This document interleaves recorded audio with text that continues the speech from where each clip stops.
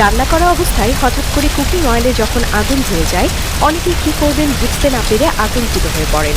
সবচেয়ে বড় ভুল হলো অনেকেই এই আগুন নেভানোর জন্য পানি ব্যবহার করেন।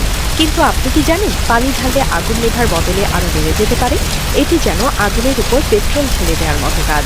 তাহলে কিভাবে এই আগুন নেভাবেন? আজ আমরা আপনাদের 3টি সহজ এবং কার্যকর উপায় দেখাবো।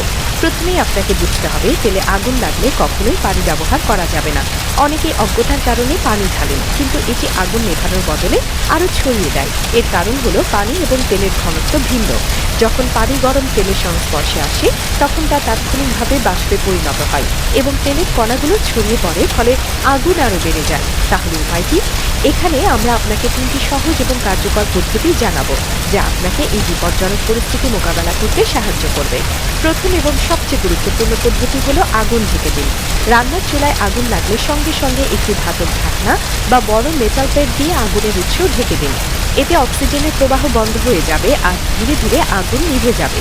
এটি অত্যন্ত কার্যকর পদ্ধতি এবং ব্যবহার করতে কোনো ঝুঁকিও নেই। তবে ঢাকনা সরানোর আগে নিশ্চিত হয়ে নিন যে আগুন পুরোপুরি নিভে গেছে। দ্বিতীয় পদ্ধতিটি হলো বেকিং সোডা ব্যবহার।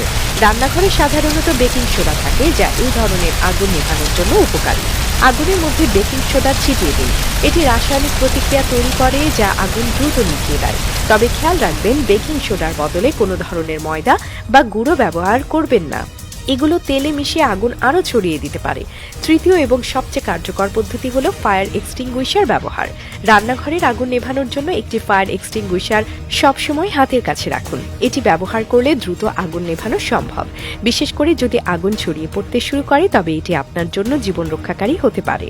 এখন প্রশ্ন আসতে পারে, আগুন লাগলে প্রথমে কি করবেন? প্রথমেই ঠান্ডা মাথায় কাজ করুন। আতঙ্কিত হয়ে ভুল সিদ্ধান্ত নিলে পরিস্থিতি আরো খারাপ হতে পারে। গ্যাস চুলা হলেও দ্রুত গ্যাসের লাইন বন্ধ করুন। বিদ্যুৎ সংযোগ থাকলে মেন সুইচ বন্ধ করুন। এরপর নিরাপদ দূরত্বে থেকে আগুন নেভানোর পদ্ধতিগুলো অনুসরণ করুন।